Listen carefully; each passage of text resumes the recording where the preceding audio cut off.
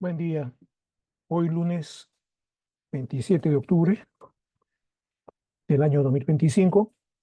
Saludamos a todos los que participan esta mañana en el desarrollo de la presente conferencia magistral titulada Principios Fundamentales de la Integridad Pública, que va a estar a cargo del especialista Juan Luis Villegas Abrín. Cabe indicar que la presente conferencia es de inauguración del curso MOOC Introducción a la Integridad Pública, versión 2025, edición número 1, que está dirigida en especial a cecilistas y estudiantes de Derecho de universidades públicas y privadas de todo el país. Curso que inicia justamente el día de hoy y culmina el viernes 14 de noviembre. Respecto a este curso, estamos contentos porque tenemos más ya de 1000 inscritos, a los que invitamos a que revisen sus correos electrónicos y pues inicien el curso propiamente. Nuestra presente conferencia va a estar a cargo, como señalé, de nuestro expositor, Juan Luis Villegas Abril, quien es comunicador social, con estudios concluidos en maestría en gerencia social. Es consultor sobre temas de integridad pública, especialista en fortalecimiento de capacidades en temas relacionados a ética en la función pública, integridad, prevención de la corrupción con enfoque en derechos humanos. Actualmente se desempeña como coordinador de integridad pública de la Oficina de Integridad y Lucha contra la Corrupción del Ministerio de Justicia y Derechos Humanos. Eh, Sin más, entonces dejamos ya en el uso de la palabra a nuestro expositor, indicando pues que la presente conferencia tiene una duración de 60 minutos, luego de la cual los participantes podrán desarrollar sus preguntas por el lapso de 30 minutos adicionales. Entonces, sin más, ya invitamos a Juan Luis, por favor, a que inicie su conferencia.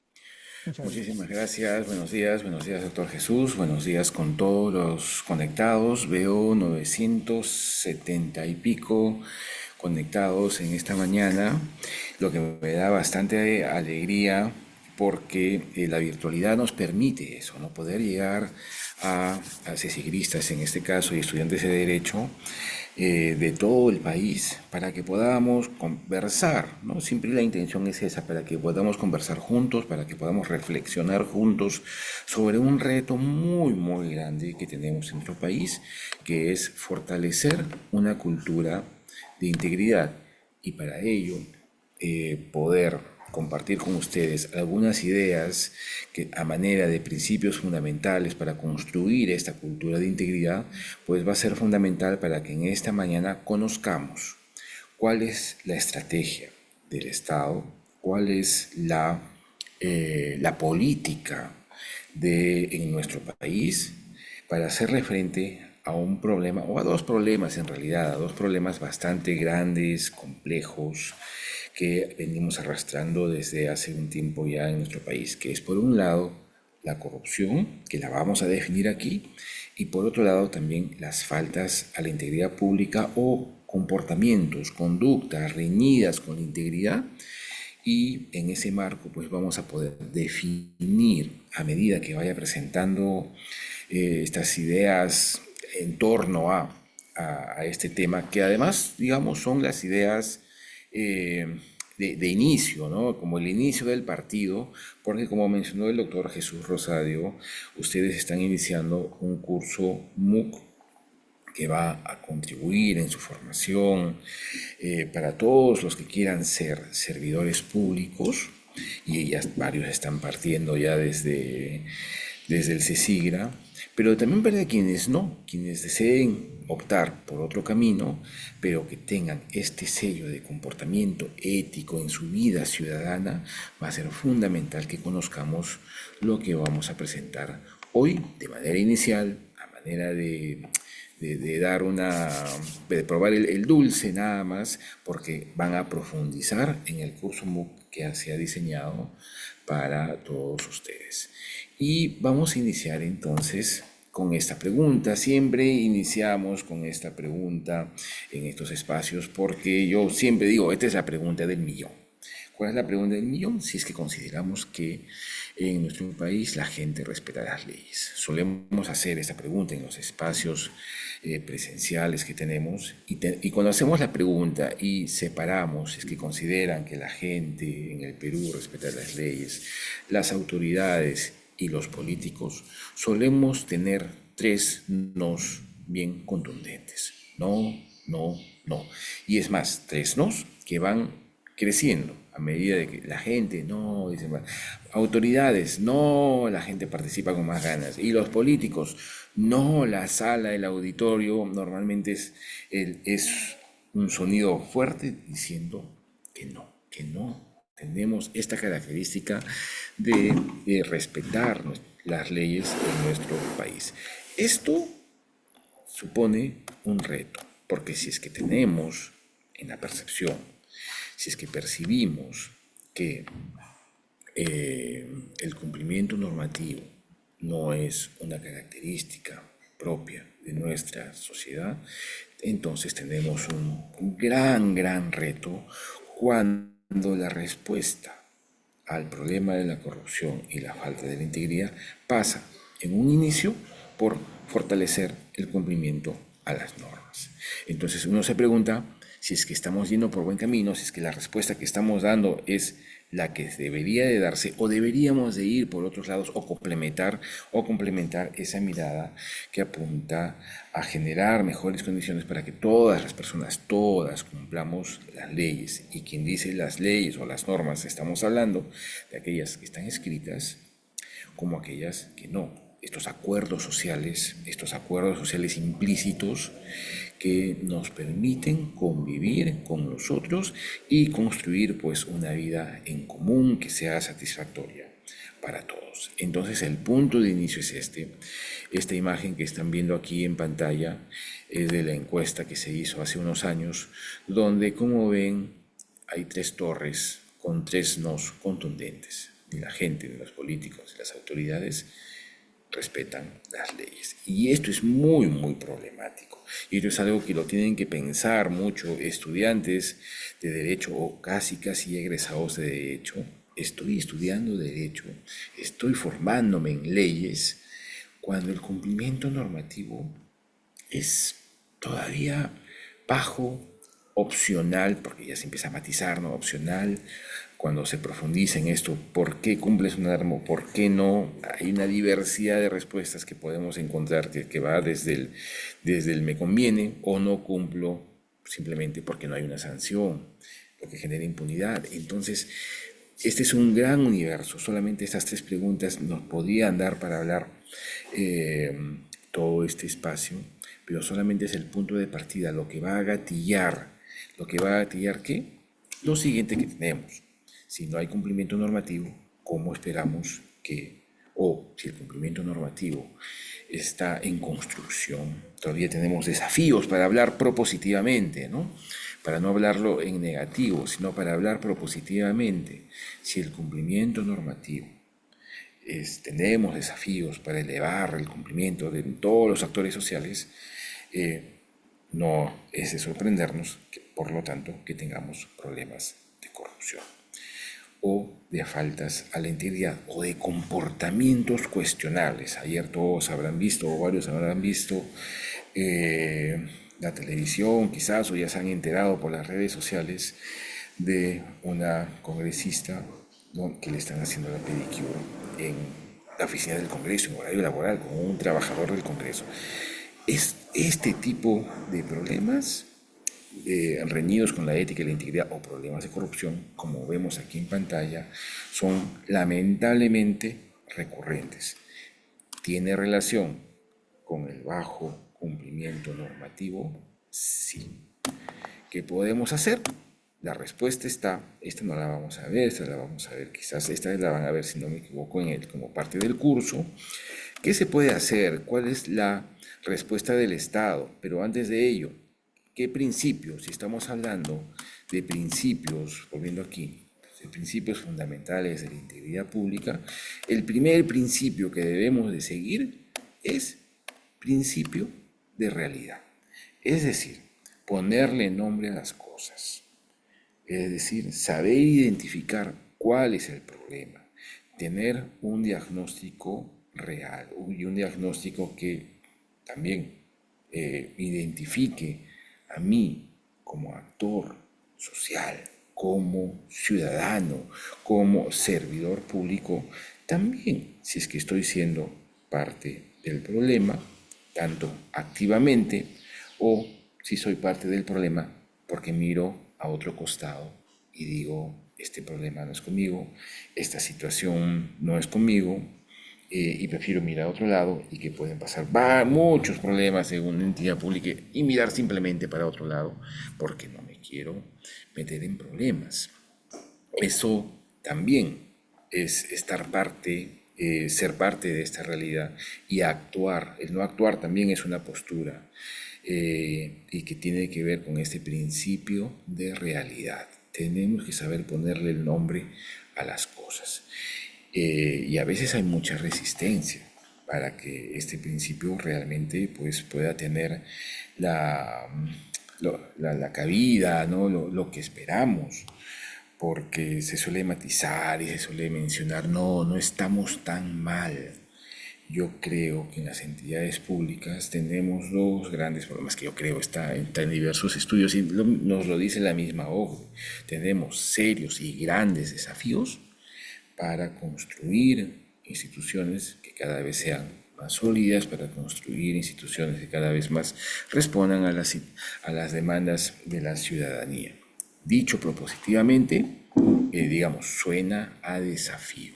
También podemos ponerlo a problema, en tono de problema de diagnosticado. Y a eso tenemos que darle, pues, una respuesta. ¿Cuál es la respuesta del Estado? Que no es una respuesta de ahorita, dicho sea de paso. ¿Cuál es la respuesta que se ha dado hace unos años, desde el 2002 específicamente? Es la ley del Código de Ética en la Función Pública. Esta ley, que nuevamente ya estarán identificando, Juan, como estás diciendo, ¿no? Que la respuesta es una ley con el cumplimiento de las normas están bajo. Justamente ese es el desafío. Tenemos esta ley, muy buena ley y su reglamento, que es el Código de Ética en la Función Pública, donde se ha establecido, en principio, cuál es la finalidad de la función pública. Y aquí lo pueden ver en negritas, que es el servicio a la nación. Y eso puede sonar un poco etéreo, poco concreto, cuando en realidad es algo bastante, bastante concreto. Este servicio a la nación es lograr, por ejemplo, que que ciudadanos que no tienen agua, tengan agua. Si es que yo estoy trabajando en una entidad pública, proveedora de servicios de agua y que cada vez debe de llegar a más personas, pues mi servicio a la nación será muy concreto, lograr que cada vez más ciudadanos tengan agua. Si no me equivoco, como 10 millones de ciudadanos en nuestro país no tienen agua potable continua. Imagínense, es un montón. Pues en el número me puedo estar equivocando, pero es muchísimo. Si estoy sirviendo, ¿no? Si estoy haciendo, si estoy brindando mi servicio a la nación en el sector salud, pues me aseguraré en lo que me competa decidir que las personas accedan a servicios de salud. Ese será mi servicio a la nación.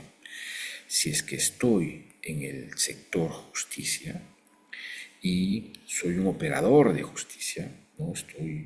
Soy un fiscal o soy un juez, ¿no? O soy un defensor público o un procurador, ¿no? Mi ámbito de actuación está en el sector justicia. ¿Qué es lo que tendré que hacer? Pues garantizar que las personas puedan acceder a servicios de defensa, por ejemplo, si están en la defensa pública, haya una oportuna y adecuada persecución al delito, que se brinden servicios de justicia para que las personas tengan pues esa satisfacción de que si va a una entidad pública, porque uno va a una entidad pública porque tiene un problema, quiere solucionar un tema, nadie va a una entidad pública porque le sobra tiempo, también eso siempre digo, nadie va a una entidad pública porque le está sobrando tiempo, va a una entidad pública porque tiene una necesidad.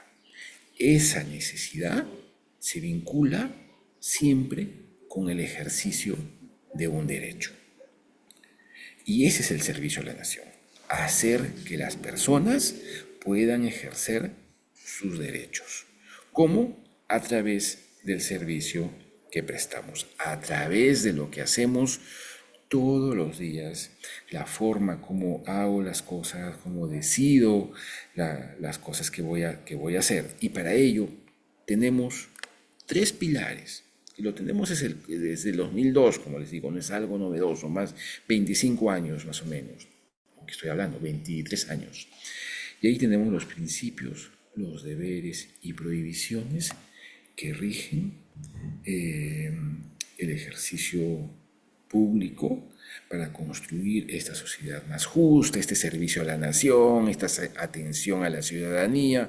Se puede llamar de distintas formas. Lo concreto es ciudadanos con mayores posibilidades de ejercer sus derechos a la salud, su derecho a la seguridad, su derecho a la justicia, su derecho a la educación.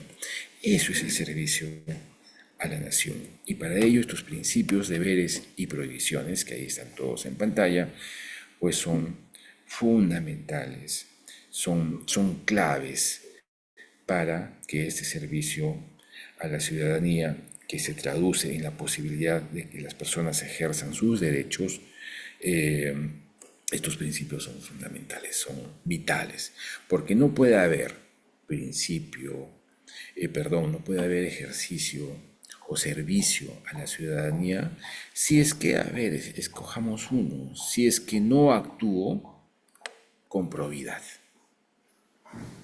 Yo soy probo, dice, ¿no? Que es la probidad, actuar con rectitud y honradez. Podía haber servicio al ciudadano si es que una entidad, un servidor, no actúa con rectitud y honradez.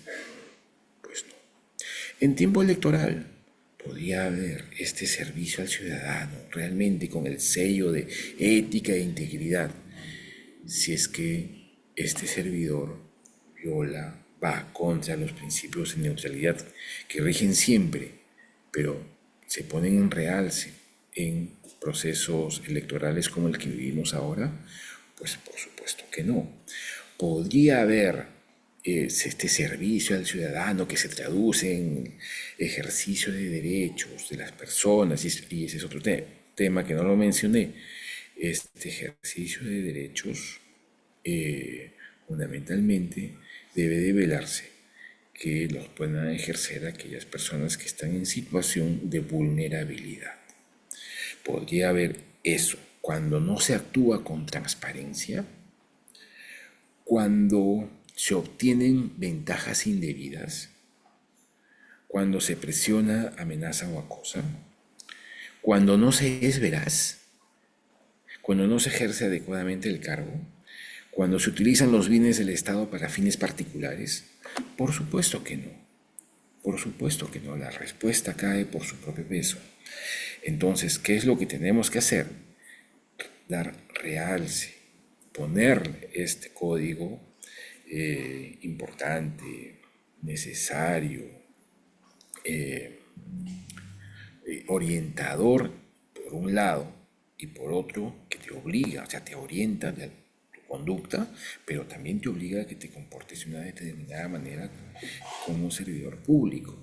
Entonces, podemos decir, tenemos problemas con el cumplimiento normativo, podemos estar más o menos de acuerdo en ello, pero en general no tenemos el cumplimiento de las normas como una marca Perú, ¿no? No es parte de la marca Perú.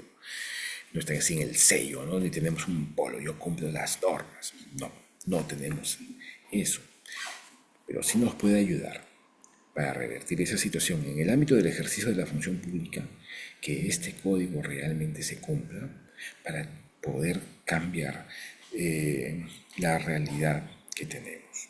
No necesitaríamos muchas más leyes más, ¿no? Si cumplimos el código de ética en la función pública, imagínense el tipo de instituciones públicas que tendríamos, donde haya respeto, probidad, eficiencia, idoneidad, donde no se hace mal uso de información privilegiada, etcétera, etcétera. Entonces, este código es bastante útil y permítanme decir que los últimos 2 años he podido estar conversando con cesigristas, tanto en 2024, 2025, en diversos espacios con cesigristas y estudiantes de derecho. Y siempre ante la pregunta, en auditorios llenos o más o menos llenos, cuando les preguntábamos, ¿conocen el código de ética de la función pública? En cada salón, si uno o dos levantaban la mano, ya cesigristas y algunos ya terminando su primera experiencia para muchos, ¿no? Vinculadas al servicio público, si dos levantaban la mano que sí lo habían visto, eh, ya era bastante. Entonces aquí tenemos un primer reto de conocer este instrumento normativo porque es la base fundamental y que te regula el comportamiento ético. Eso es lo que se busca. Y este comportamiento ético es algo que se puede modular, construir, fortalecer a través de qué? Del carácter ético, que vamos a hablar después. Pero el segundo principio sería, si el primero, recordarán, es, o mencionamos, partir de la realidad. El primer principio de integridad pública es partir de la realidad, tener un buen diagnóstico. El segundo, ¿cuál es? Fortalecer la ética en la función pública. Que no sea más poesía, ¿no? Esta eh, o llamados a la conciencia. No, eso no es la ética en la función pública, un llamado a la conciencia, pórtense bien, hay que ser éticos, ¿no? Sensibilizar, no pasa por ahí. Pasa por exigir comportamientos muy concretos, alineados a esos principios, deberes y prohibiciones. Porque, ojo, lo que además se tiene que hacer, además de tener, por ejemplo, el Código de Ética en la Función Pública, ahora el ente rector, les comento que tenemos un ente rector en materia de ética e integridad, que es la Secretaría de Integridad Pública de la PCM, el ente rector, que nos ha dicho a todas las entidades públicas, con mucho acierto, entidades públicas, ya hasta la ley del Código de Ética en la Función Pública, que son los principios generales. Hagamos algo más específico. Hagan, mejor dicho, cada entidad, hagan algo más específico. Coloquen comportamientos muy concretos relacionados a estos principios o a sus valores institucionales. Aquí en el Minjo hablamos bastante de los 4 valores Minjos, ¿no? Por ejemplo, el valor del compromiso es uno de los valores Minjos. No está en principio de deberes o prohibiciones, pero es un valor institucional que la entidad ha priorizado.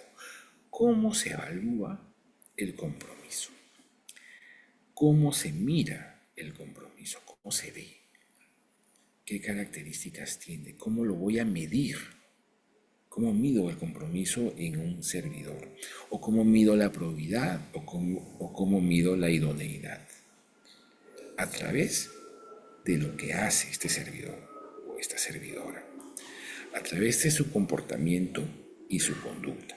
Por eso, si bien el primer principio que estamos poniendo acá, que orienta a una cultura de integridad, es partir de la realidad, el segundo es la ética en la función pública, y eso es algo que podemos construir. Nuevamente, ¿conociendo qué?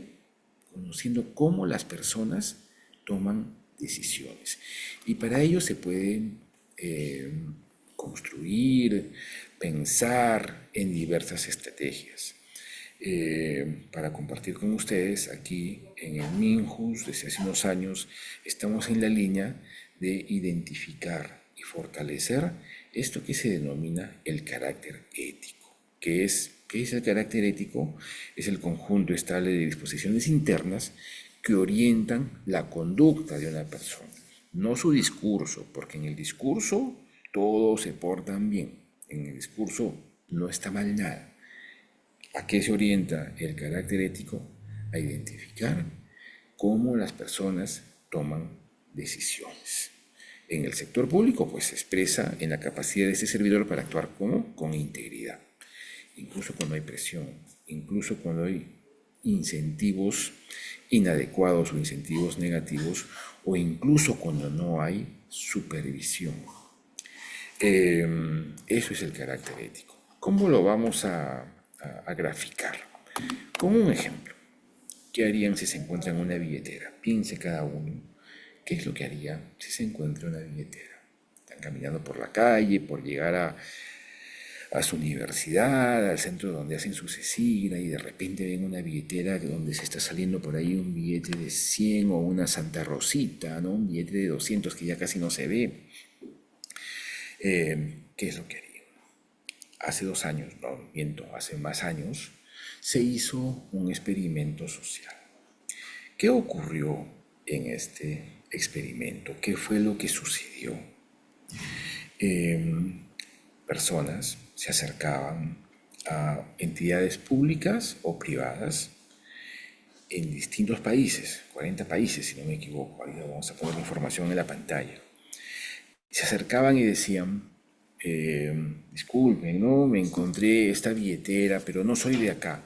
Por favor, ¿podrías hacerte cargo? Y dejaban la billetera en el mostrador de ahí de atención al cliente o de atención al ciudadano, ¿no? Porque estábamos eh, en entidades públicas y privadas. La, la, la, la, la respuesta, mejor dicho, lo que pasó acá, estoy viendo que algunos están respondiendo. Ajá, como Graciela dice que busco en la billetera el nombre para ubicar a la persona. Ah, ya lo que harías, ¿no? Lo primero que se te viene por la cabeza es que pase eso. Ajá, aquí estoy viendo las preguntas y respuestas. Interesante, puedo ver esto. Entonces quizás por ahí, si desean participar, podemos dialogar un poco. Aunque también al final, igualito, se podría tener un espacio de preguntas y respuestas.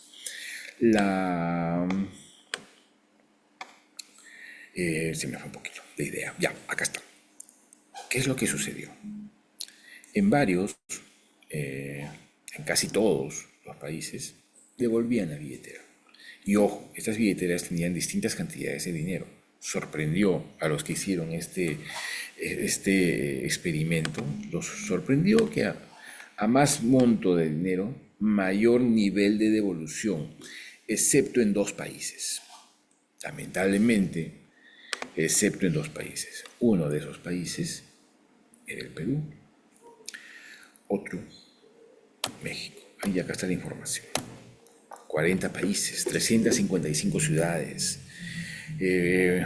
Entonces, a raíz de este ejemplo, desde hace un tiempo aquí en la entidad venimos pensando o buscando acercarnos a los mecanismos de toma de decisión. Y esto también porque hay un interés, hay toda una perspectiva conductual para aplicar a las políticas públicas en general, y lo que nos interesa a nosotros en el ámbito donde me desenvuelvo es a la política de integridad de manera particular. Entonces, a partir de esta perspectiva conductual es que nos acercamos para comprender cómo es que las personas realmente toman decisiones en su día a día, en la cancha, no en el discurso, sino realmente en la cancha. Y nos está sirviendo mucho poder acercarnos a esta mayor comprensión para poder definir las estrategias, ¿no? Vincular esto a lo que habíamos hablado antes, que es el carácter ético. No hay un solo tipo de carácter. ¿Qué harían las personas? Graciela ya lo dijo, por ejemplo, ¿no? Busco en la billetera el nombre para ubicar a la persona. Todos han pensado en algo cuando les hice la pregunta, ¿qué harían si se encuentran en una billetera? Todos les ha venido algo a la cabeza, por alguna intención que tengan, por alguna experiencia previa, por algo. Algunos habrán dicho, uy, no, ¿qué pasa si se pierde la mía, no? ¿Qué me gustaría que haga esa persona que se le encuentre? Todos hemos tenido una reacción ante la pregunta. Vinculado esto al carácter ético, vamos a encontrar que tenemos 4 tipos de carácter.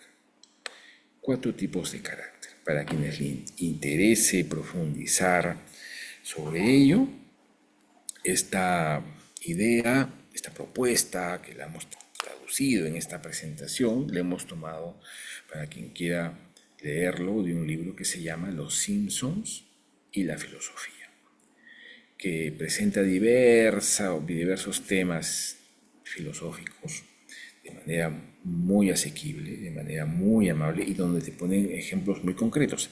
En el caso, para hablar de del carácter ético, de la propuesta aristotélica, de los 4 tipos de carácter, pues pone el ejemplo que ocurre si Bart se encuentra en la billetera, que ocurre si Marge o Homero se encuentran en la billetera y cómo actuarían, ¿no? Hace un ejercicio de ahí cómo actuarían. Aquí no vamos a utilizar a los personajes de los Simpsons, pero sí nos vamos a centrar en qué harían estos 4 tipos de personas que tienen este tipo de carácter. Y vamos a pensar cuál es el tipo de carácter que puede prevalecer en nuestra sociedad o en una entidad pública que ustedes conozcan. Decíamos sobre el carácter ético, que es este conjunto, esta ley de disposiciones internas que orientan nuestra conducta, lo que hacemos. Y aquí encontramos estos 4: virtuoso, moderado, culposo y corrupto. Le he cambiado un poquito las denominaciones. El virtuoso, ¿qué ocurre con el virtuoso? Tenemos 3 componentes de la toma de decisión aquí. El deseo, esta primera intención, movimiento interior, ¿no? Este movimiento interior que le suscitó y que Graciela le hizo decir, busco el nombre, ¿no? Quizás a los demás también, pero ella lo escribió y por eso la estoy mencionando. Lo primero que se te suscita, lo primero que se te pasa, lo primero que quieres hacer, esto que te nace de las entrañas. Ese es el deseo en este modelo. Lo segundo es la decisión que tomas. ¿Ok? Ya has racionalizado, tomas una decisión. La devuelvo, me la quedo o lo que fuera. O la veo y me paso de frente porque tengo miedo, no sé, pero es la decisión que tomas. Y una vez que ya has decidido, actúas en consecuencia. ¿Todo eso en qué se va a traducir? En la conducta o el comportamiento. El virtuoso está en sintonía. Deseo, decisión y acción están en sintonía. Hay una intención. Desde lo más interno que tiene, desea encontrar al dueño, desea devolverla, toma la decisión de hacerlo y actúa en consecuencia. Busca el nombre, la deja en una radio, lo busca en Facebook, lo que sea. Actúa en consecuencia. Eso hace el virtuoso o la virtuosa. Devuelve la billetera sin conflicto interno. No hay conflicto interno. Desde que la ve, quiere devolverla y actúa de esa manera. Ese es el virtuoso. Habíamos visto en la escalerita que hay 3 más abajo del virtuoso. ¿Qué hace entonces el moderado? El moderado dice, la billetera, me encontré una billetera, qué suerte, ¿no? Dios es peruano, Dios es de mi barrio, no sé, lo que fuera. Y tiene este primer deseo de quedársela, ¿no? Pero ojo, el moderado tiene brújula moral, conoce la diferencia entre lo que está bien y lo que está mal.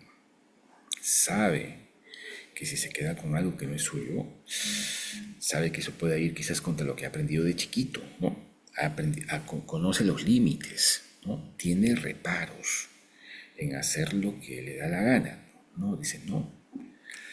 Y contra ese deseo, lucha contra ese deseo, mejor dicho, lucha consigo mismo y toma la decisión de devolverla y actúa en consecuencia. Contra su deseo, la devuelve. ¿Por qué? Porque conoce lo que está bien y lo que está mal. Eso hace el moderado. Devuelve la billetera luego de luchar consigo mismo y habrán escuchado varias veces que la principal tarea que tenemos es en la vida es de luchar no con el vecino, no con mi colega, mi compañero, ¿no? Estas luchas internas que tenemos con nosotros mismos, con estas vocecitas que nos dicen, haz esto o lo otro, cuando uno tiene también la idea, el conocimiento, la formación para ser cada vez una mejor persona. Y por eso tiene que luchar consigo mismo para tener una conducta que consideramos correcta. Pero ojo, el deseo no desaparece. Uy, quisiera quedársela porque piensa en lo que se puede gastar más tarde con sus amigos, no sé. Pero sabe que está mal y por lo tanto la devuelve. Eso es el moderado. El culposo siente un deseo mayor de quedársela. Su lucha va a ser mayor, pero pierde la batalla. El culposo, como lo hemos puesto aquí, pierde la batalla. Distinto al moderado. El moderado gana la batalla consigo mismo, el culposo se la queda. ¿Y qué es lo que tiene? Sentimiento de culpa, porque sabe que está mal. Y finalmente, el corrupto o vicioso, desde que ve la billetera, está en sintonía. Ojo, deseo, se fue mi mouse acá. Deseo, decisión y acción están en sintonía, al igual que el virtuoso. Pero ojo, el virtuoso la devuelve sin conflicto. Él se la queda porque no siente culpa, hasta se siente feliz por su suerte. Ni siquiera piensa que está mal, no tiene este horizonte ético o moral que sí tenemos la mayoría, ¿no? No le importa nada. Tenemos ejemplos de esto, sí, y varios bastante terribles, si es que lo podemos presentar o comentar, si es que lo preguntan un ejemplo sobre este carácter ético corrupto, lo podríamos dar con mucha facilidad. Entonces, ¿qué es lo importante acá? Saber reconocer cuál es mi tipo de carácter y ser sincero con uno mismo. Ser sincero con uno mismo. Primero, hacerse la autoevaluación. ¿Cuál es mi tipo de carácter? ¿Soy virtuoso?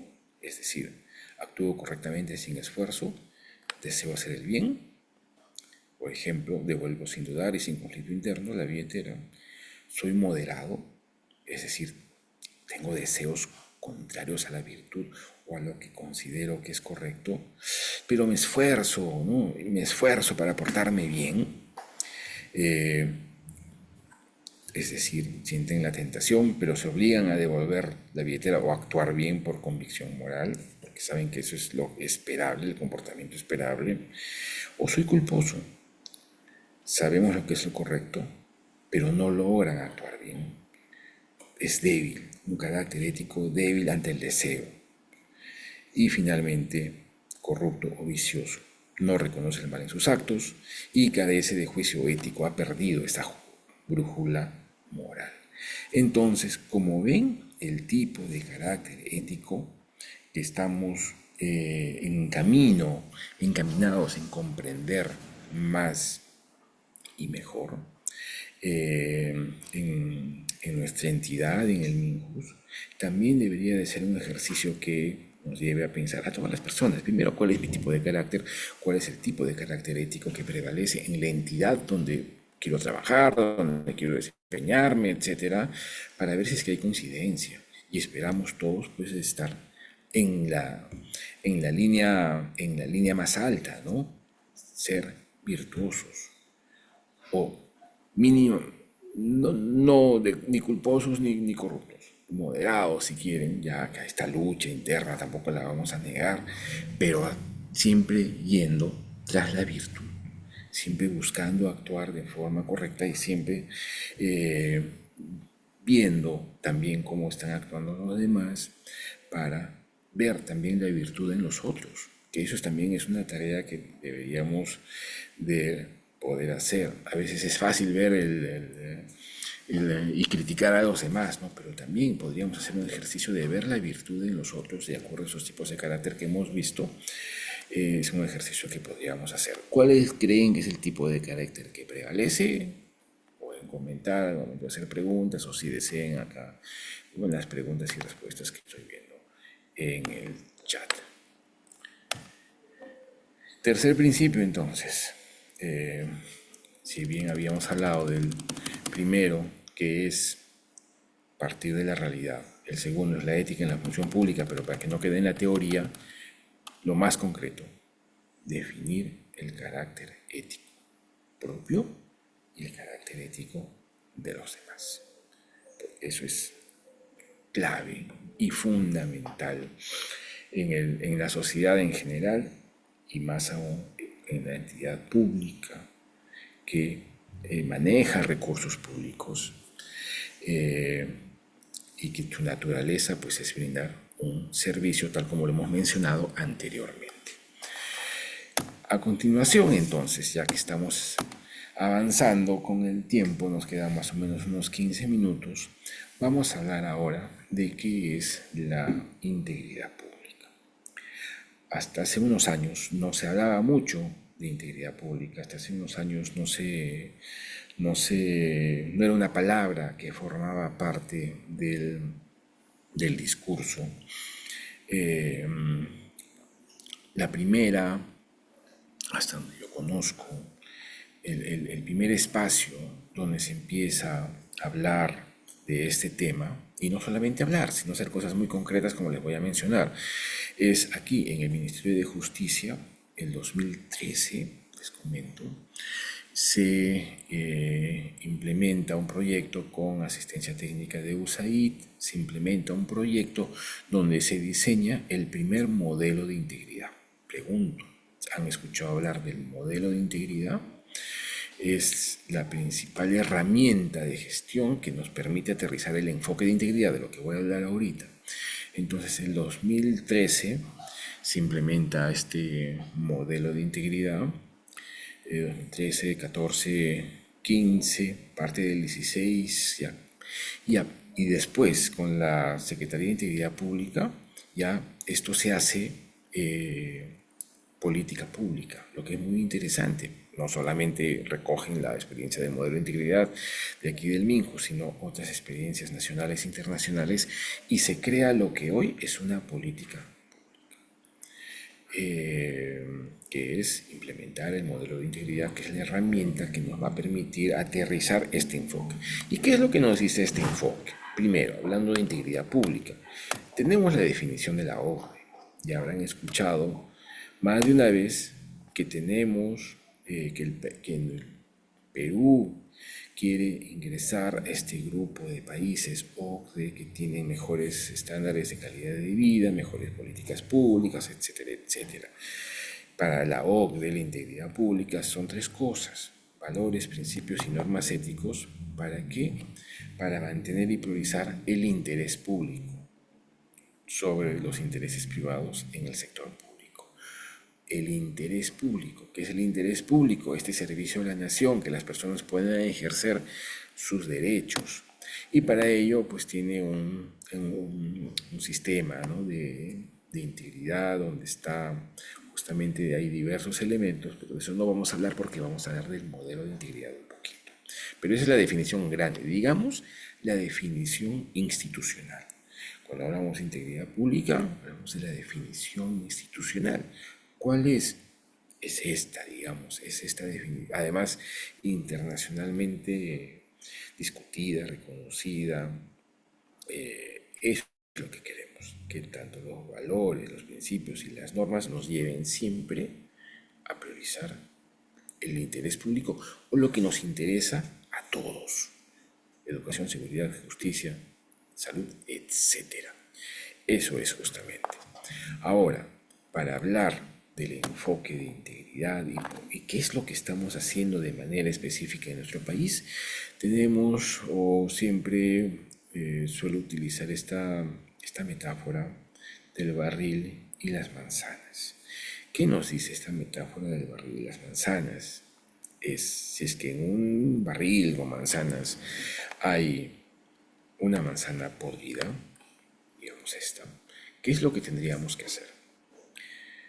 Normalmente, pues retirarla, ¿no? Retirarla, ¿por qué? Pues para que no contagie a las demás, suelen responder, para poder, eso, fundamentalmente, para que no contagie a las otras.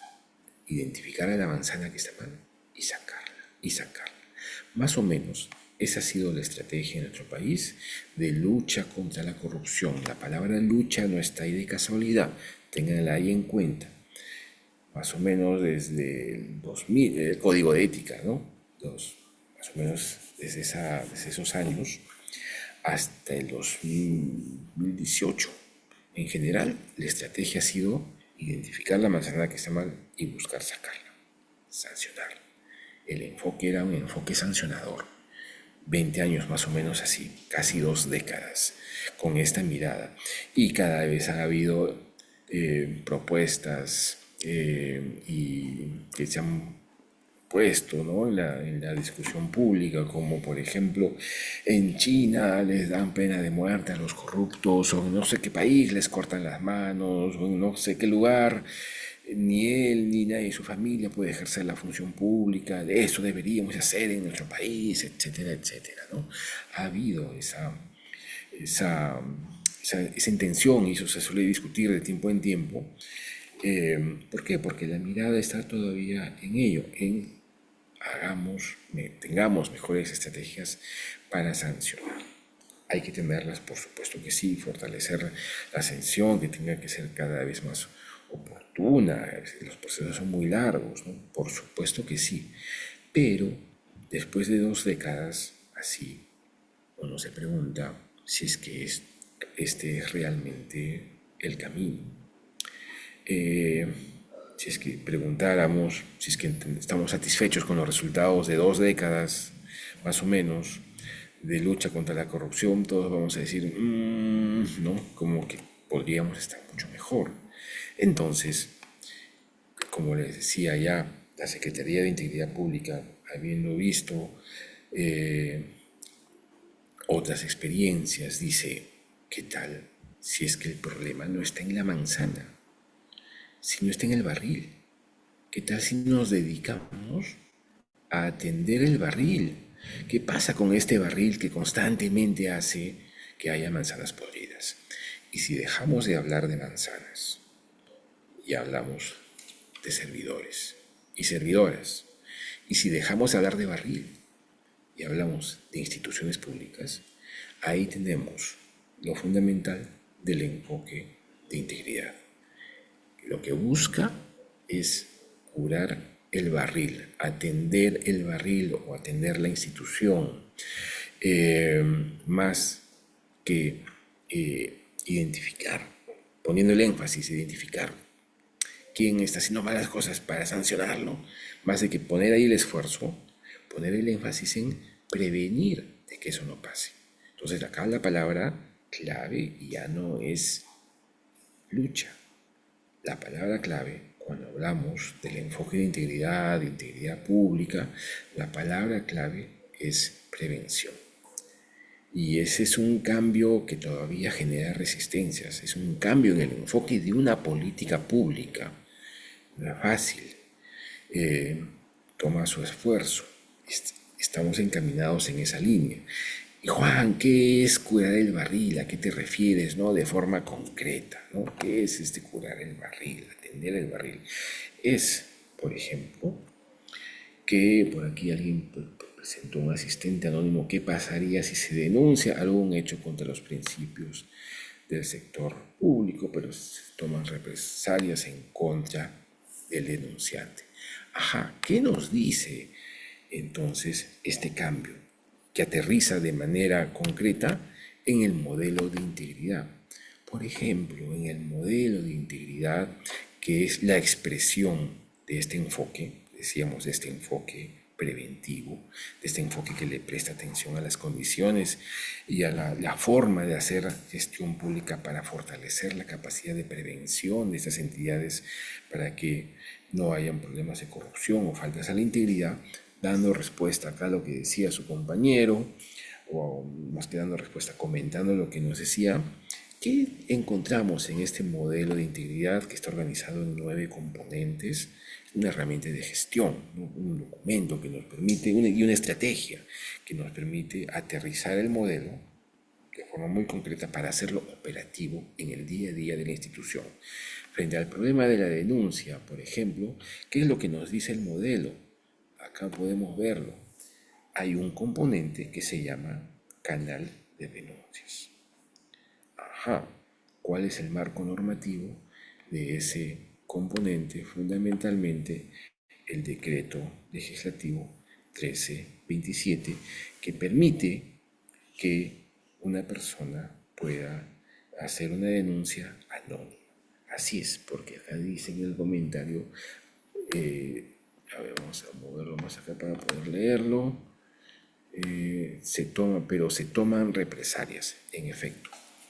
Distintos estudios nos dicen por qué no tenemos una cultura de denuncia en nuestro país, porque todavía tenemos ese desafío de construir esa cultura de denuncia para que no haya impunidad. Por un lado, se piensa que no pasa nada, es decir, denunciar no tiene, no tiene mayor sentido porque todo va a quedar ahí. Eso es lo que hay en la percepción y la idea. Y lo segundo es, ¿para qué? Si yo puedo ser el perjudicado. Y lamentablemente, sí, muchas veces el denunciante ha sido el perjudicado. Una de las formas de proteger al denunciante es que no se conozca su identidad. Quienes reciben estas denuncias, las oficinas de integridad o las unidades funcionales de integridad o el área encargada de ejercer la función de integridad. Entonces, es algo que se tiene que cambiar como parte de implementación del modelo de integridad, generar mayor confianza para la denuncia. Por supuesto que sí. No es que ya tenemos el lineamiento, ya tenemos el canal, que es la plataforma digital única de denuncias, de denuncias ciudadanas. No, no es suficiente tener eso. Tenemos que dar señales muy concretas y muy claras de que, en efecto, esto se está gestionando bien, de que hay resultados. Cuando se pide una medida de protección, esta se evalúa como debe de ser. No es que automáticamente se da, no, se evalúa como debe de ser y se brinda la medida de protección, que puede ser una medida de protección laboral, por ejemplo. A ver, acá vamos a ver. ¿Cómo recuperar el principio de autoridad? Vamos a ver por acá. Más comentarios. La transparencia es una responsabilidad compartida entre el ciudadano y el servidor público o únicamente se atribuye al servidor público. Eso es bastante interesante porque en el modelo de integridad, ya que estamos hablando del modelo de integridad, también hay un componente. ¿Qué componente es? Transparencia, ¿no? El tema que con la transparencia, si es que estamos hablando del principio de transparencia o de la ley de acceso a la información, de transparencia y acceso a la información pública, hay obligaciones muy concretas de las entidades. ¿Cuál sería la obligación de transparencia del ciudadano? Por ejemplo, ahí, Juvenal, no se me ocurre, digamos, pero las entidades públicas sí tenemos, y los servidores en las entidades públicas sí tenemos obligaciones establecidas por ley. ¿Qué es? ¿Cuál? Brindar, que en principio toda la información que se genera en el sector público, en principio, es información pública. Hay excepciones, hay excepciones. En el módulo de transparencia que van a hacer como parte del MOOC, ahí se hablará de las excepciones de información pública, pero en general el principio es que todo es información pública. ¿Hay que atender las excepciones? Por supuesto que sí, para estar bien rigurosos con el cumplimiento de la ley. Hay un procedimiento donde las entidades públicas tienen un funcionario responsable que, eh, que remite las solicitudes de acceso a la información pública al área poseedora. El área poseedora que tiene que hacer, pues tener la información a la mano, para poder entregar al ciudadano que ha solicitado en los plazos establecidos, que son cortos, digamos, no son laxos, por decirlo así. Entonces, sí, transparencia también es un tema que forma parte de este modelo de integridad, y que busca, pues, transparentar, ¿no? Dar cada vez más señales de que las gestiones son transparentes. Ustedes han escuchado hablar de Robert Klitgar, es un estudioso del tema de corrupción, y él propuso una ecuación de la corrupción, donde decía: corrupción es igual a, ver, déjenme escribirla en el chat. No sé si puedo escribirla, voy a preguntar.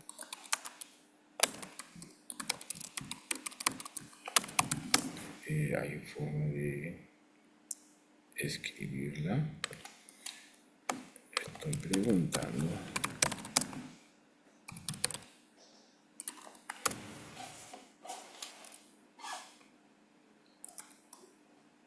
Creo que no. Bueno, les decía de que Robert Klitgar nos decía que nos dice, en la realidad, es un estudioso que ha estado varias veces aquí en Perú. Hemos tenido la oportunidad de poder conversar, compartir con él sobre sus ideas. Él nos dice que corrupción es igual a monopolio de poder, es decir, cuando un área tiene el monopolio de poder, ¿no? Y decide, y porque decide como quiere, ¿no? Este monopolio de poder, además, se le suma la discrecionalidad. Puede hacer las cosas que desee, ¿no? Como una zona liberada, ¿no? Alguna vez hice algún diagnóstico en una entidad pública y hablaban de zonas liberadas en la emisión de licencias de conducir, por ejemplo. Y así decían, zona liberada, ¿no? Los entrevistados decían: uy, no, esa es una zona terrible, es un monopolio de poder más discrecionalidad. Menos eh, transparencia o rendición de cuentas, ¿no? Y lo menciono justamente por este componente del modelo de integridad, donde la transparencia es fundamental, porque tiene su lógica. Si corrupción, o hay mayores posibilidades de que se dé la corrupción cuando alguien, un área, más la discrecionalidad de tomar las decisiones como quiera tomarlas y no rinde cuentas, ¿qué es lo que puede pasar? Pues sí,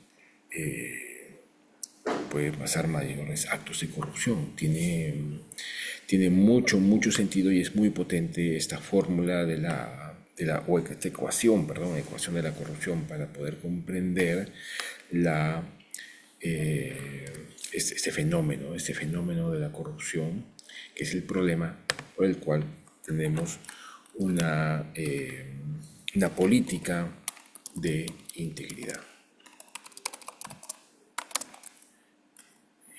A ver, siguiente. ¿Dónde nos quedamos? En el modelo de integridad. Entonces estamos siguiendo la ruta hemos partido de aquí, ya estamos hablando de integridad, para terminar hablando del modelo. Ahora, cuando hablamos de integridad pública, también podemos definirla de otra forma, como la integridad. La integridad es hacer lo correcto aunque nadie nos esté viendo. Y esto es un reto bastante grande. La integridad es hacer lo correcto aunque nadie nos esté mirando. Muy interesante. ¿Qué es hacer lo correcto para un servidor público?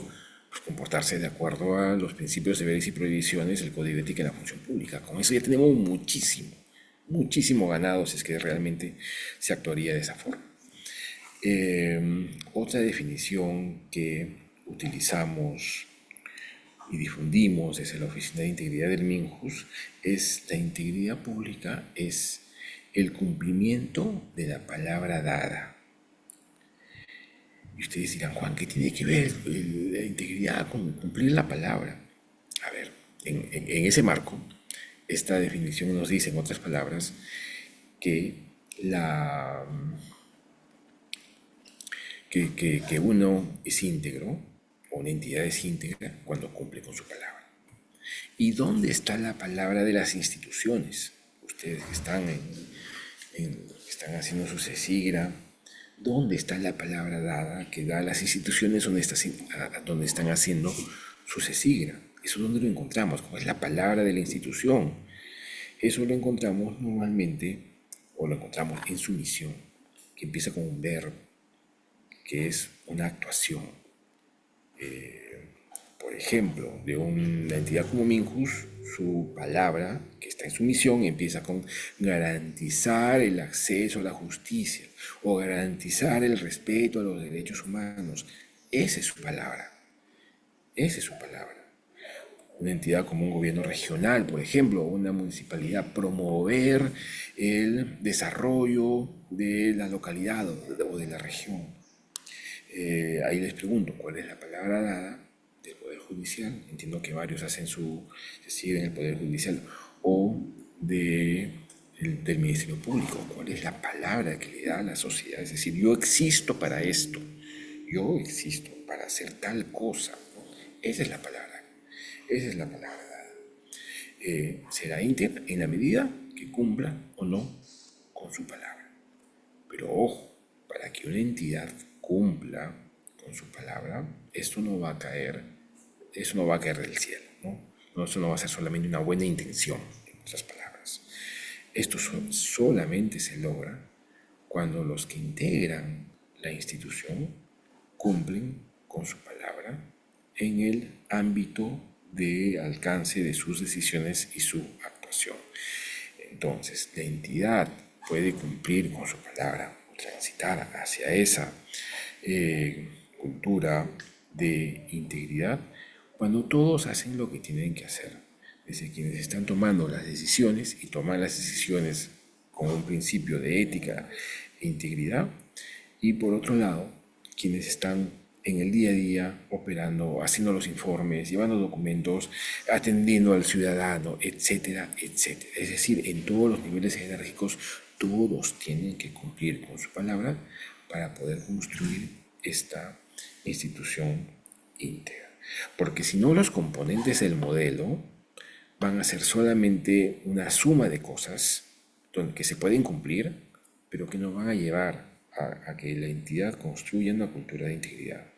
Por ejemplo, y además todo esto de acá del modelo se mide, por si acaso, ustedes si es que entran al reporte nacional de integridad, el reporte nacional de integridad, ahí está como hasta el año pasado, que fue el 2024, cuál ha sido el desempeño de diversas instituciones, alrededor de 400 y algo, si no me equivoco, que ya han sido evaluadas en la implementación del modelo de integridad. ¿Cómo se evalúa el modelo de integridad? A través del ICP. ¿Qué es el ICP? El Índice de Capacidad Preventiva frente a los actos de corrupción de la entidad. Entonces, a mayor capacidad de prevención, las entidades estarán más sólidas para poder hacerle frente a este problema que describíamos al inicio. ¿Y qué se requiere para ello? Compromiso de la alta dirección, que es el primer componente del modelo. Este compromiso de la alta dirección se expresa de forma muy concreta, no es así la buena intención, la foto institucional, no, es algo bastante concreto. Por ejemplo, ¿cómo se mide el compromiso de la integración de la alta dirección en el marco del modelo de integridad? Es que integridad se haya incluido en el plan estratégico y en el plan operativo, en el POI, en el PI y en el POI. Que tenga presupuesto, ojo, también se mide eso, que tenga presupuesto. Compromiso de la alta dirección es que haya creado un área donde se ejerza la función de integridad. También compromiso de la alta dirección, que esa área tenga los recursos y el equipo, ¿no? Y el equipo que se va a hacer cargo de todos los temas relacionados a integridad. Y que tenga aprobado al inicio de año su programa de integridad institucional anual. De esa forma se mide hasta ahorita el compromiso de la alta dirección. Es decir, no es solamente puro discurso, no. Todos los componentes del modelo se miden de forma concreta. Transparencia, por ejemplo, que también hablamos, ya con esto voy terminando. ¿Cómo se mide transparencia? Que la entidad pues haya respondido en los plazos oportunamente las solicitudes de acceso a la información pública. Por un lado, transparencia pasiva. La entidad espera las solicitudes, o mejor dicho, más que esperar, responde, reacciona ante la solicitud del ciudadano. Y por otro lado, la transparencia activa, donde en el portal de transparencia mantiene actualizado todos los ítems o los rubros, mantiene actualizada la información institucional para que los ciudadanos conozcan cómo se está desarrollando, cómo se está desenvolviendo la gestión institucional. O en el canal de denuncias también, que haya reportes de la gestión de las denuncias, también que se cuente con un canal ya habilitado, implementado, y que esto sea difundido, que el canal se difunda. Se relaciona con otro componente de aquí, que es comunicación y capacitación, donde también se pide a las entidades estándares de comunicación mínimos y también de difusión mínimos para que se conozcan las políticas, para que cada vez las entidades más tengamos este chip, ¿no? Tengamos este chip de integridad, porque insisto, es la principal respuesta del Estado para hacerle frente a un problema complejo, a un problema que no es de fácil solución, pero que tiene en el enfoque de integridad y en el modelo de integridad, creo yo, una respuesta adecuada para que podamos avanzar con pasos firmes, partiendo de este principio de realidad, dando pasos firmes para poder hacerle frente a ese problema. Y es por ello que el cuarto principio, y con eso quería terminar, que prevenir es clave. Prevenir es clave. Si bien quisiéramos las sanciones, sí, también hay que sancionar, pero el peso de tu esfuerzo, del esfuerzo institucional, que sea en la prevención, o más que sea, es en la prevención. Así está el enfoque de integridad, así lo ha definido nuestro ente rector.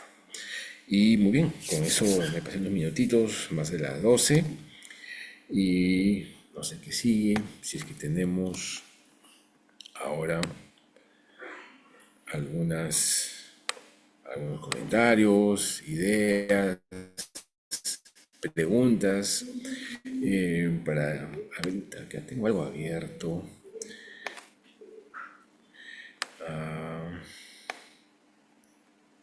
Cuando hablamos de moralidad, Genaro está preguntando, cuando hablamos de moralidad y ética para nosotros, en el ejercicio de la función pública, cuando damos las capacitaciones a los servidores públicos, no hacemos distinción. Si bien hay quienes dicen, no, que la ética es la moral pensada y la moral es la moral vivida, ¿no? Lo que hacen las personas, y la ética es la reflexión sobre ello, ahí vamos a encontrar bibliotecas llenas que nos dicen que es lo mismo, y también bibliotecas llenas que nos dicen hay que separar, ¿de qué estás hablando? ¿No? ¿De qué estás hablando? Pero lo que nosotros hacemos es una capacitación muy práctica, orientada a la toma de decisiones, y por lo tanto lo utilizamos de forma indistinta. Vamos por acá. A ver, vamos a ver si es que me permiten ir viendo. No se visualiza la fórmula en el chat. Sí, no la puse. Creo que la voy a poner en la presentación, porque creo que esta presentación va a ir para ustedes, ¿no? Se les va a entregar, no lo sé. Voy a ponerla. Después la voy a escribir mientras comparto la pantalla. Acá está.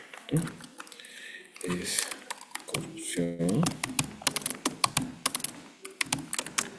es igual a monopolio de poder. Eso es lo que les decía, ¿no? Corrupción es igual a monopolio de poder más discrecionalidad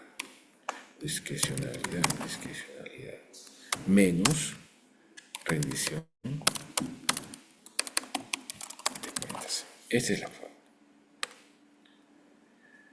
Corrupción es igual, no sé si puedo la letra un poquito más grande sin que se salga. Ahí está.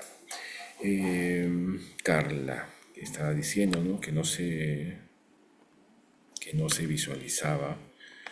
Creo que se está yendo muy grande la letra. Ya, ahí. Ya se ve mejor, creo. Ahí está, esa es la fórmula, ¿no? Tiene mucha lógica. Si es que hubiésemos puesto atención, si es que nos hubiésemos centrado en corrupción, causas, consecuencias, que también pudimos haberlo hecho, hubiésemos hablado más con mayor profundidad de esta fórmula. Tiene una lógica y es muy potente y muy discutida, aplicada en diversas partes del mundo. Corrupción es monopolio de poder, más discrecionalidad, menos rendición de cuentas. Por supuesto que sí. Algunos dicen menos transparencia, pero transparencia o la rendición de cuentas como parte de transparencia. Entonces ahí está, porque lo mencioné, es verdad, solamente lo mencioné, pero ya está en la pantalla. En Japón solo basta la palabra de la persona y eso debería de ser fundamental. Tenemos que recobrar el valor de dar la palabra. Dar la palabra es fundamental. ¿Cómo se han sentido? También suelo hacer esa pregunta siempre. ¿Cómo se han sentido cuando alguien les dio su palabra y les falló? ¿No? No sé, pues un familiar, un profesor, un amigo, un novio, un ex, lo que fuera. Les dio su palabra y les falló. Uno se siente mal, uno se siente triste, uno se siente desolado, devastado, uno se siente traicionado, que han traicionado tu confianza. Imagínense cuando una entidad da su palabra, la entidad, pero al final no cumple. ¿Cómo se siente este ciudadano? ¿No? Que va a una entidad pública esperando que la entidad pública actúe de acuerdo a la palabra que da, ¿no? Actúe de acuerdo a la razón por la que existe y no cumple con su palabra la entidad. Por supuesto que se siente completamente mal. Por lo tanto, hay que darle valor o revalorar la importancia de dar la palabra.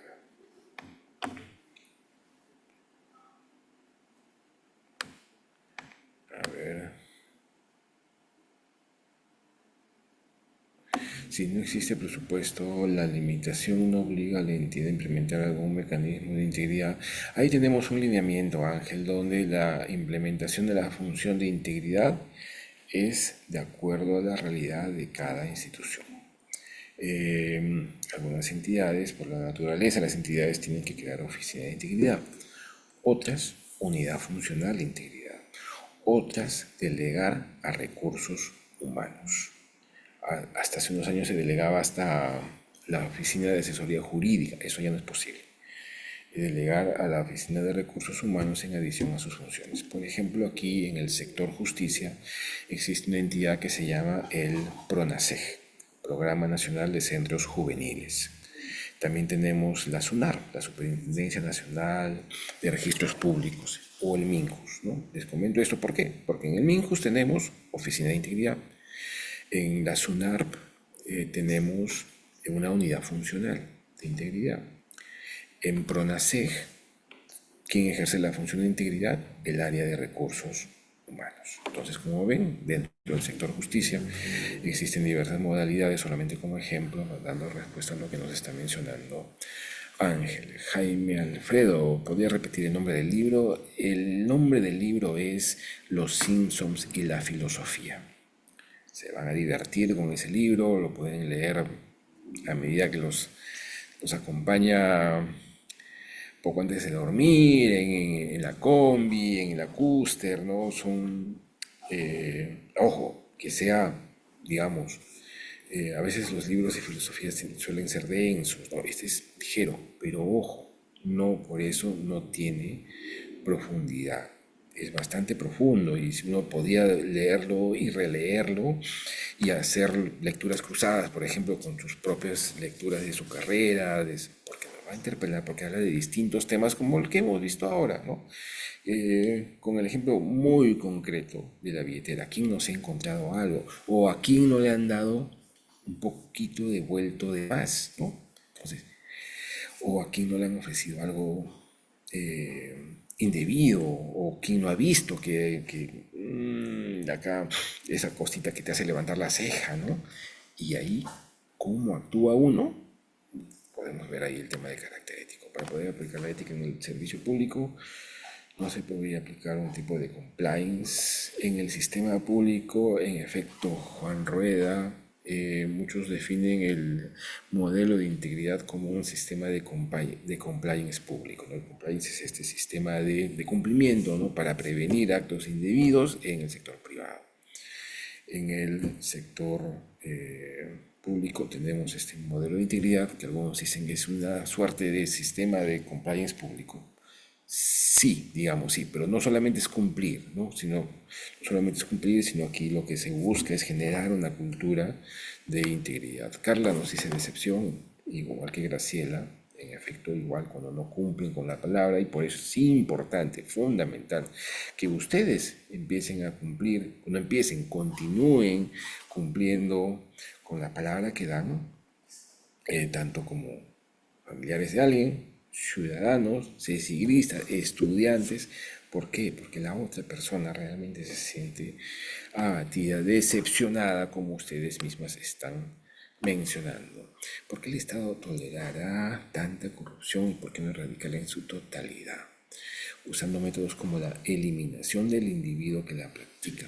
La eliminación del individuo que la practica, no sé si te refieres a la pena de muerte. En nuestro país es algo que no se puede y no se va a dar, no va a pasar. Eh, hay Proética, si es que es una entidad de la sociedad civil que cada 2 años publica la encuesta de percepción de integridad.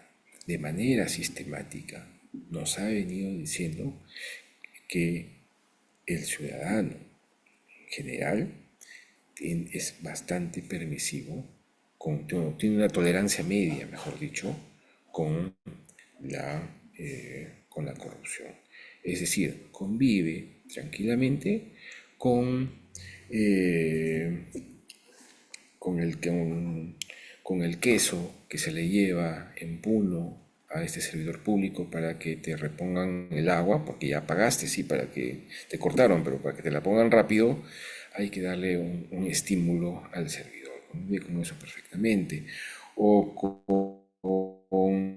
la corrupción en la policía de tránsito o con diversas prácticas que dan señales de que prácticas de corrupción o faltas a la integridad. Hay tolerancia a ello. Eso nos desafía, porque cuando hablamos, y esa es la tarea fundamental que también estás haciéndose ahorita, que se está actualizando la Política Nacional de Integridad. Tenemos una Política Nacional del 2017. Ahorita está vigente, pero ahorita se está actualizando.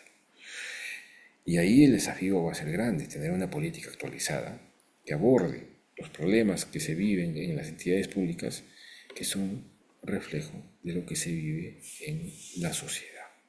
Entonces esperamos que sea pues una política que acorde a este contexto y que nos dé más luces para poder revertir, eliminar, zanjar de una vez por todas este problema. Senia nos dice defraudado, olvidado, sí, pues terrible, terrible cuando no se cumple con la palabra. Por eso es muy interesante esta definición de integridad.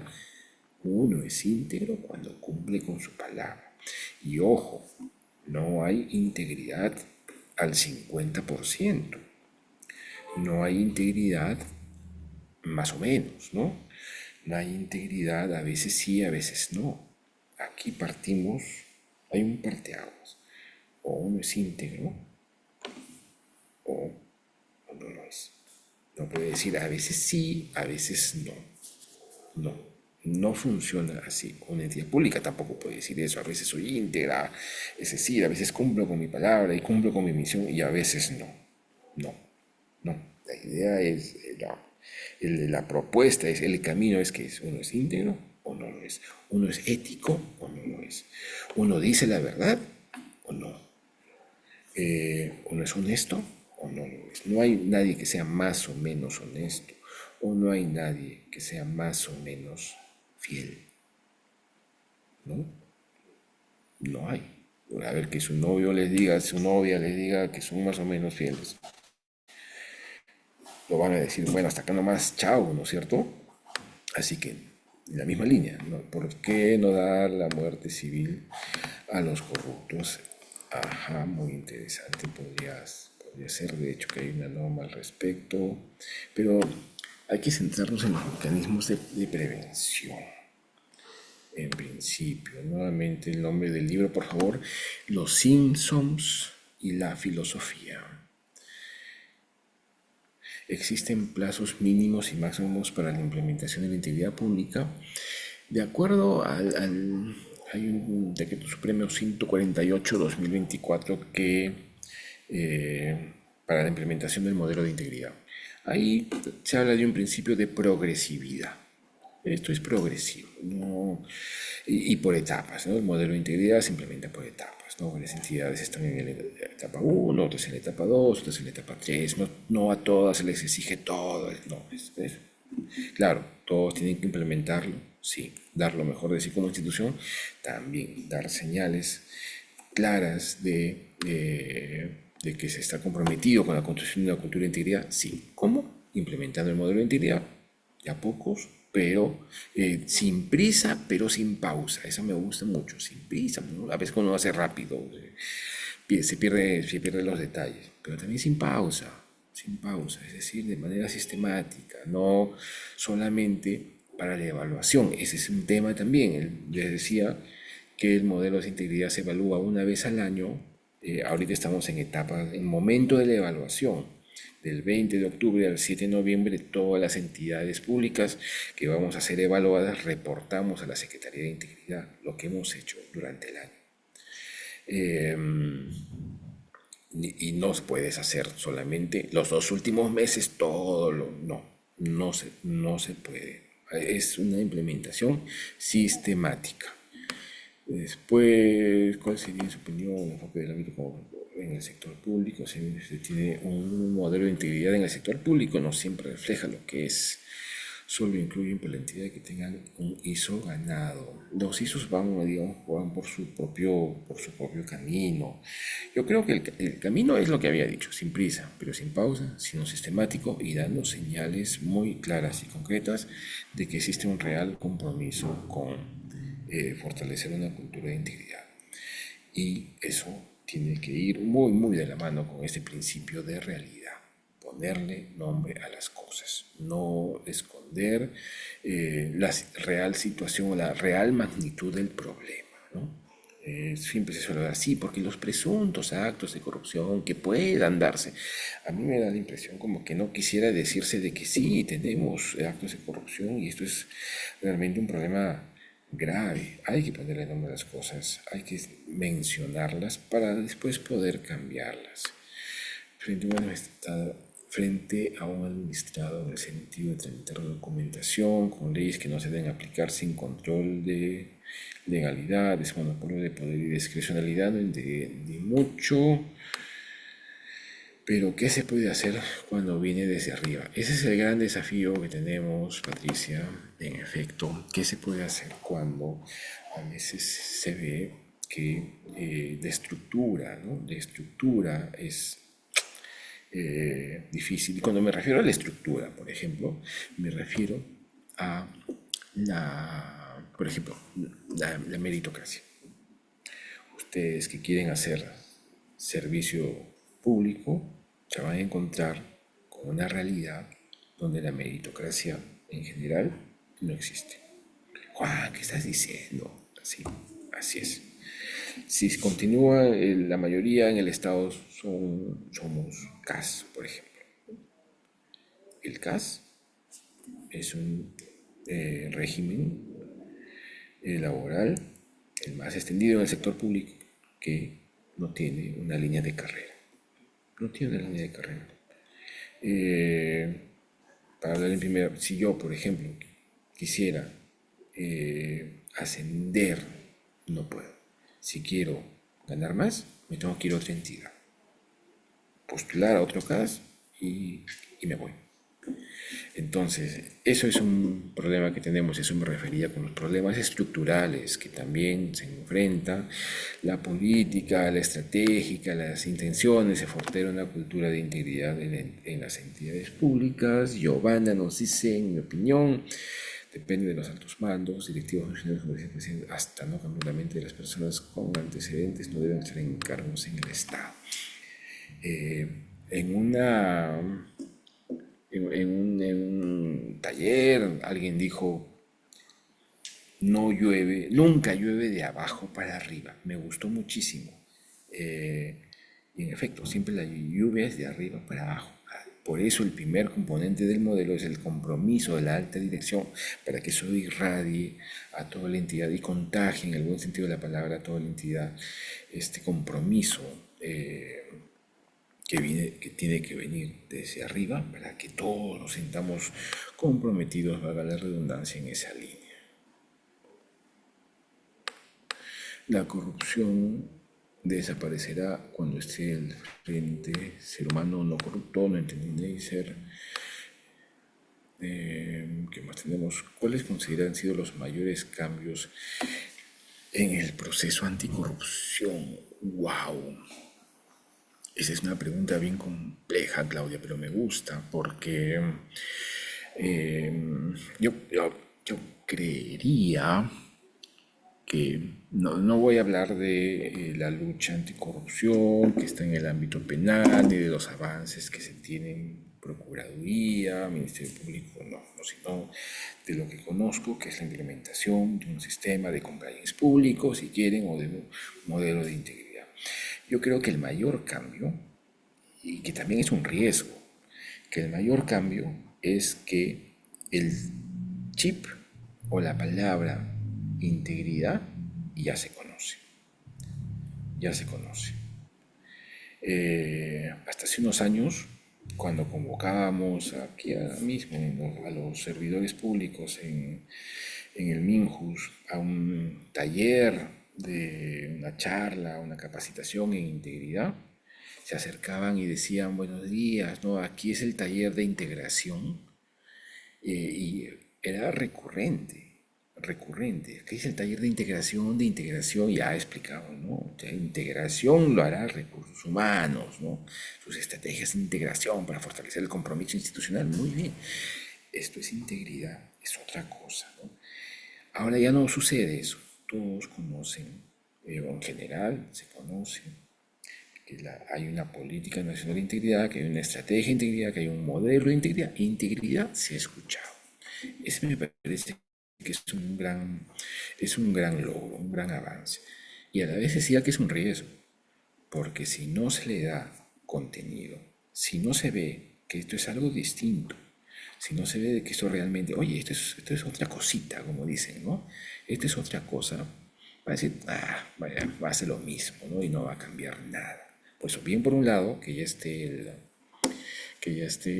en el discurso público, por lo menos en el ámbito de las entidades públicas, pero ojo, con mucho cuidado de no darle contenido o de que este contenido no se relacione con la realidad. Es decir, eh, puede prometer mucho, ¿no?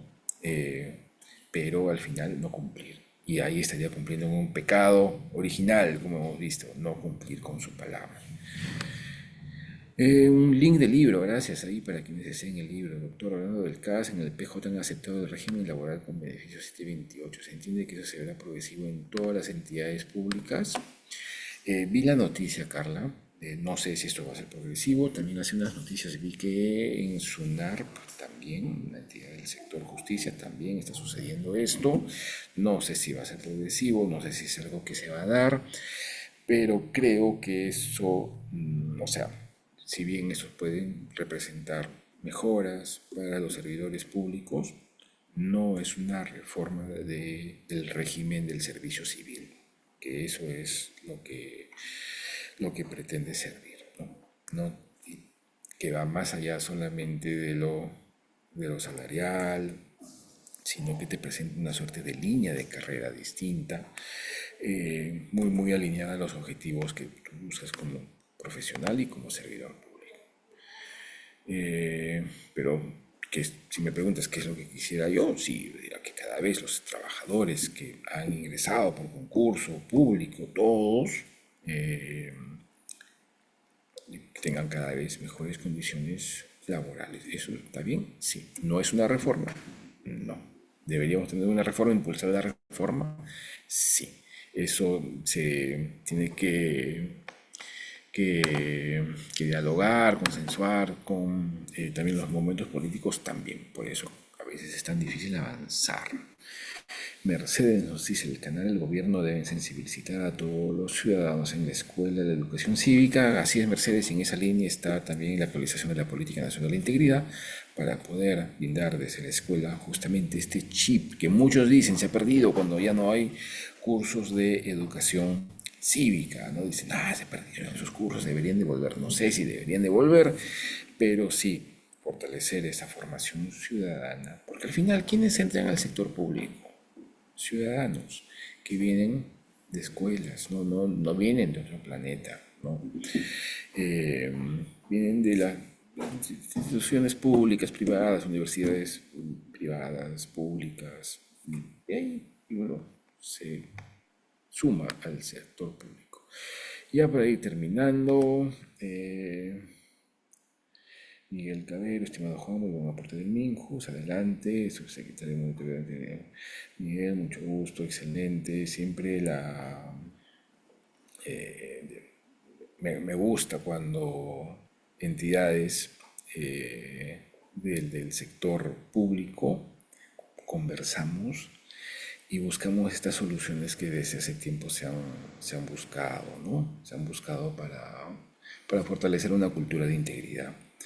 Y más aún con servidores o futuros servidores. Yo tengo la oportunidad de, la próxima semana voy a estar en una región, las dos siguientes semanas voy a estar en regiones y siempre me voy a encontrar ahí con cesigristas, gracias al centro de estudios, y tenemos estos espacios de diálogo. Debemos cambiar la mentalidad de los servidores, nos dice Fernando Miguel Hurtado. Nosotros, la fuerza laboral, tenemos el poder para sacar a cargo la autoridad, en efecto. Y ya para terminar, yo laboré hasta septiembre en una institución por las exigencias por la contratación. Fueron muy minuciosas para cualquier ciudadano. Señor doctor, ¿cuál sería la solución para esta realidad? ¿No? Pues estoy en la institución correcta, sin embargo, con el pasar de los años me fui dando cuenta de que cada jefe llegaba con su equipo. A eso me refiero con una reforma en el servicio civil, Johanna, ¿no? Necesitamos que el servicio civil se fortalezca, necesitamos que servir, uno dice, servir, ¿cuántos años? No, hay que fortalecer, servir, la Secretaría de Integridad, los entes rectores, Contraloría, tienen que tener cada vez más y mejores condiciones para hacer su trabajo, porque esto se va a reflejar en que, por ejemplo, se vaya perdiendo esta práctica. Viene alguien y viene con su gente, ¿no? O personas que se van y no dejan nada de antecedentes o lo que han hecho. Computadoras vacías. El año pasado llega una entidad, un gobierno regional y decían, acá la gente se va y deja las computadoras vacías. Ya, no podía creerlo, o sea, de verdad, así es. Entonces, tenemos grandes desafíos. Felizmente, y siempre digo esto, felizmente tenemos entidades, entes rectores que están pensando esto y haciendo cosas muy concretas por brindar mejores condiciones a los servidores públicos y mejores condiciones relacionadas a la integridad. Es decir, a que todos cumplamos con nuestra palabra, a que todos hagamos lo que tengamos que hacer y que no haya espacio para lo gris, ¿no? Acá uno es íntegro o no es íntegro, y con ese mensaje quisiera quedarme ya para ir cerrando esta mañana, que es, como dijo el doctor Jesús Rosario al inicio, que es solamente el inicio, ¿no? De su de su formación en este curso MOOC que están llevando. Si desean tener un segundo momento, lo podríamos coordinar, como para, si quizás van a hacer los módulos, les van a surgir preguntas, quizás hay algún tema que no se va a abordar, pero forma parte de, podríamos organizarlo. Ya me ofrezco, estoy seguro que voy a tener la venia de la jefa de la Oficina de Integridad, que también siempre está interesada en tener estos espacios de discusión, de conversación, de poder fortalecer este sentido ético del servicio público. Y muy bien, muchísimas gracias. No, más bien, gracias a nuestro expositor Juan Luis Villegas. Creo que ha sido una importante conferencia y que, dicho sea de paso, será pues desarrollada en mayor profundidad en el curso, porque justamente Juan Luis Villegas es uno de los expositores del curso MOOC sobre Introducción a la Integridad Pública, conjuntamente con otro especialista, Carlos Mario Velarde. Ambos una dupla pues muy comprometida con el tema de integridad en el Ministerio de Justicia y bueno, y que siempre pues, nos acompañan en estas actividades. A los participantes que están ya matriculados en el curso, les indicamos pues que deben ingresar a su correo y activar las claves de ingreso al curso para que ingresen a la plataforma y empiecen a desarrollar los módulos del mismo. Y a los participantes, que son más de 1.700 que nos han acompañado esta mañana y que no participan aún en el curso, invitarlos a que se inscriban. Tenemos hasta el día miércoles fecha para que puedan inscribirse. Y las claves le van a llegar también por correo electrónico dentro de las 24 horas siguientes. Entonces, sin más, nuevamente agradecemos y estamos contentos realmente por esta conferencia. Y como dijo nuestro expositor Juan Luis, claro que sí, vamos a poder de repente complementar lo que no se ha podido desarrollar en el curso y programar conferencias que amplíen más este tema que es tan importante realmente para el servicio público. Muchas gracias y hasta la próxima oportunidad. Gracias.